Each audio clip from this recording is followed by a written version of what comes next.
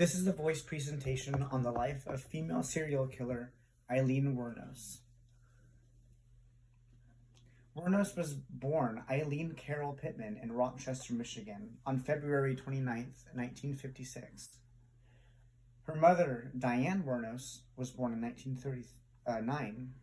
She was 14 years old when she married Eileen's English-American father, 16-year-old Leo Dell Pittman. They married on June 3rd, 1954.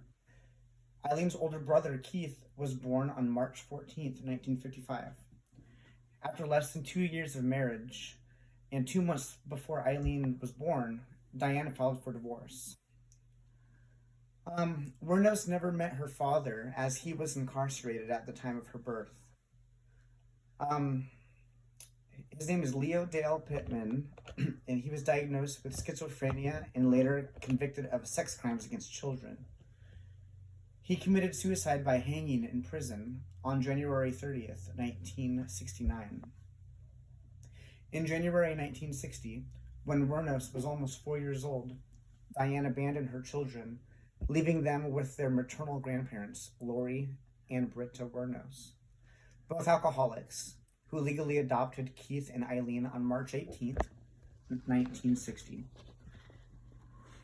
By the age of 11, Wuornos began engaging in sexual activities in school and engaging for cigarettes, drugs, and food. She had also engaged in sexual activities with her brother. Wuornos said that her alcoholic grandfather had sexually assaulted and beaten her when she was a child.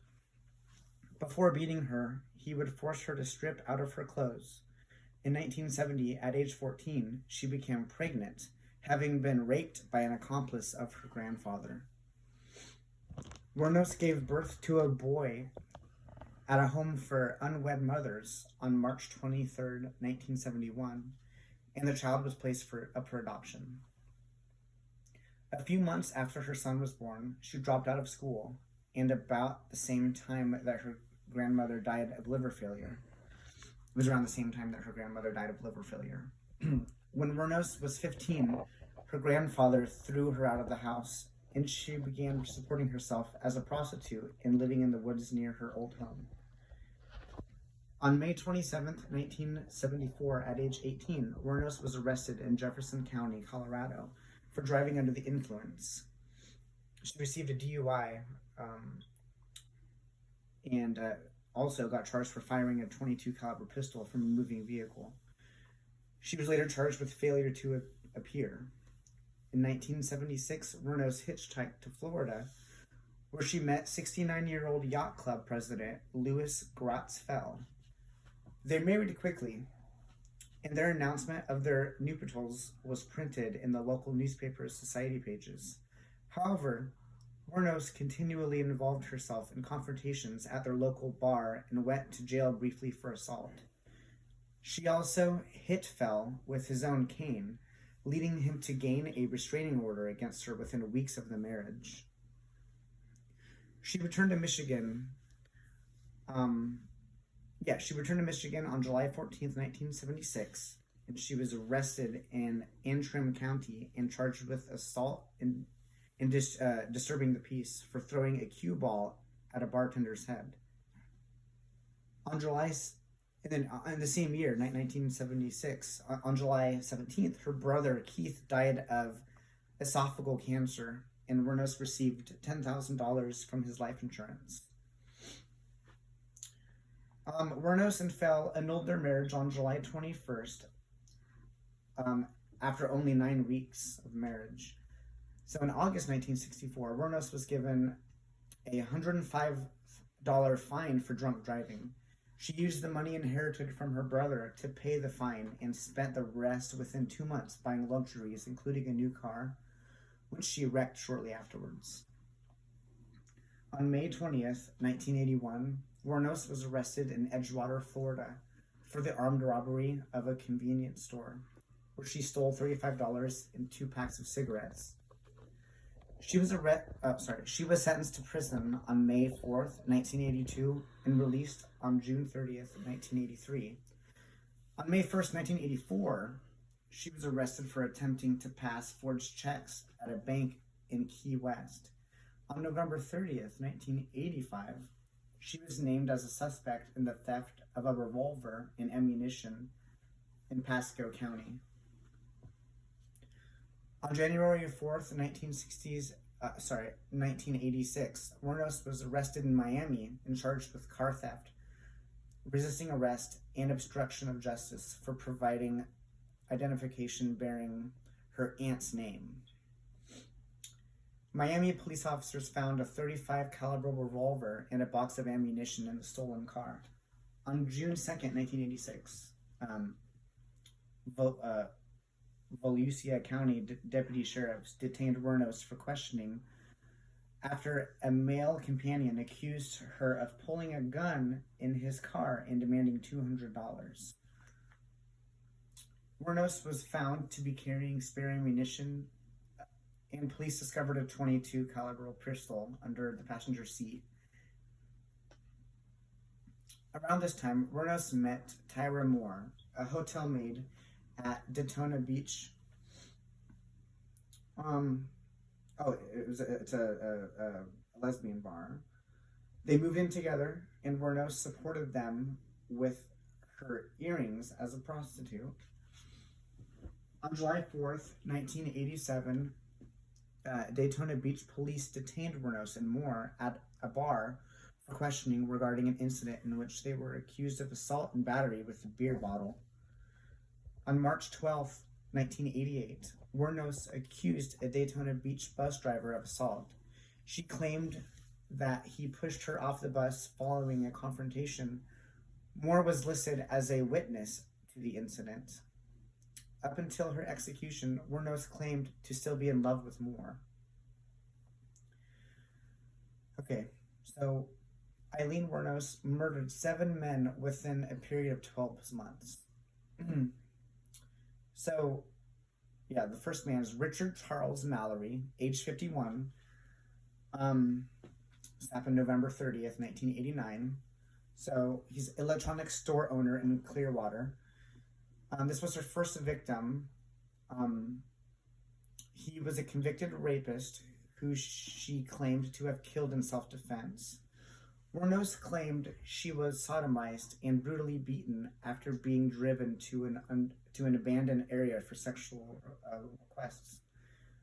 2 days later, a Volusia County deputy sheriff found Mallory's abandoned vehicle. On December 13th, his body was found several miles away in a wooded area.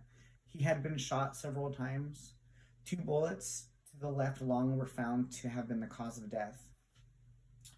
Okay, the second is David Andrew Spears, aged 47. He's a construction worker in Winter Garden. He was declared missing as of May 19th, 1990. And on June 1st, 1990, his half-naked body was found along U.S. Route 19 in Florida in Citrus County. He had been shot 6 times by a .22 caliber pistol. Okay, next we have Charles Edmund Carsadon. Excuse my, I can't say his name right. He's age 40, May 31st, 1990. Part-time rodeo worker. On June 6, 1990, his body was found in Pasco County. He had been shot 9 times with a .20 caliber weapon. The body had been wrapped in an electric blanket and was badly decomposing when found.